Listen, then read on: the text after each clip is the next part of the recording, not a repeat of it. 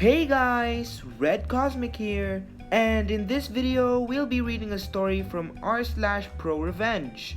If you don't know what that is, it's a subreddit where people post their or another person's story of getting back at someone severely after they were wronged by that person. So, anyways, let's get on to the video. Evil stepfather gets what he deserves. When I was 15, my mom started dating a man she met on a dating website. I didn't like him the first time I met him, and 2 months later, he moved into the house. About 3 weeks after he moved in, he took my skateboards, self-built half-pipe, ramps, BMX bike, ice hockey gear, and many other things to the dump one day while I was at school. He said he did this because he didn't want all of my stuff cluttering up his garage. Maybe 2 months later, he punched me in the stomach for the first time because I got up from the dinner table without asking to be excused. From there, it escalated into full-fledged beatdowns for the smallest perceived slight to his authority. One day, he decided to take my extensive Pokemon card collection, even more extensive comic book collection, my Game Boy and PS2 with all the assorted games, and my fantasy and sci-fi book collection and got rid of it all because 15-year-old boys should be playing football and baseball, not being a nerd playing with Pokemon cards and reading comics and books. I would like to add that he was a middle school teacher and in his off time refereed and umpired local middle and high school sports games. My mom never intervened and in fact acquiesced when he demanded that she stop giving me lunch money because the little will just spend it on comics and other. One day, I took maybe $3 and change out of his change jar so that I could buy a slice of pizza and some fruit punch during lunch at school because I was tired of being hungry. My twin sister was always a bit of an hole and frequently blackmailed me into doing her chores from a young age. I was fed up and refused to do something, so she told him what I had done. This man actually called the police and pressed a larceny charge against me, and once the police had left, proceeded to beat me senseless. At that point, I ran away. When the cops found me and returned me to my home, I found out that he had been trying to talk my mom into sending me away into military school or something of that nature. I ran away again, and between having run away several times and the larceny charge ended up turning 16 in juvenile detection. I spent the next couple of years miserable and afraid, frequently contemplating suicide. Once I was out on my own, I didn't speak to my mom for several years. We eventually reconciled, and by that point they had married. I was a lot bigger than I had been since I was a young teenager, and had gotten into weightlifting, so he no longer acted like he was going to punch me to make me flinch, much less actually hit me, and we basically avoided each other for the most part. My mother found out that she had a stage 4 cancer and no longer wanted to waste any of the time she had left with him, so she had a lawyer draft up a separation agreement whereby he would receive a set amount of money upon separation, and would have 45 days to retrieve his belongings from the house. He had spent his entire inheritance in 6 months and then had to sell his mother's house that he grew up in order to settle his debts shortly after they started dating. And my mother bought back the house from the bank before they married. She allowed him to keep the house and moved back into his mother's house.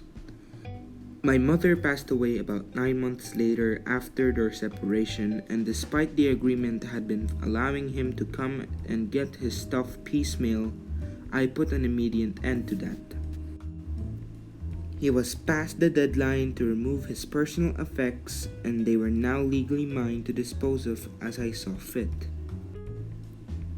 I sold his baseball card collection around $14,000 and his autographed sports memorabilia roughly $11,000, and also sold all of his woodworking equipment along with several finished pieces of furniture that he had made, $6,500 I think.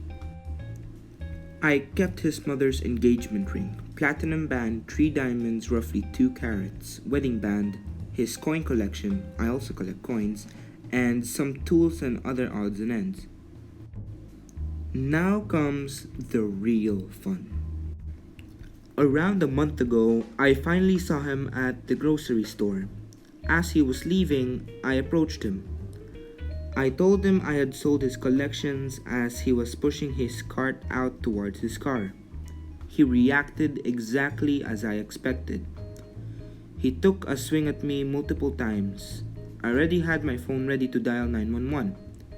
Several of these punches missed, and the ones that did connect didn't have much effect because he's nowhere near as strong as he was 20 years ago, in his 40s. And I was no longer a skinny little 15-year-old. He continued to try and punch me as I spoke to the 911 operator and was actively ramming his grocery cart into my new Toyota as the police officers pulled into the parking lot. He was arrested for assault, communicating threats, and destruction of property.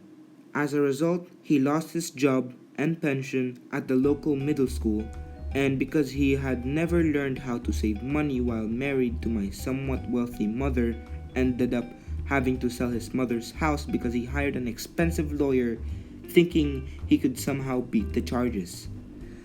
My nephew, who was on the football team, made it well known to his friends that he not only had been arrested and convicted of assault as well as other charges, but that he had also beat me as a child, causing several parents to call for him to resign from refereeing and umpiring for local sports games.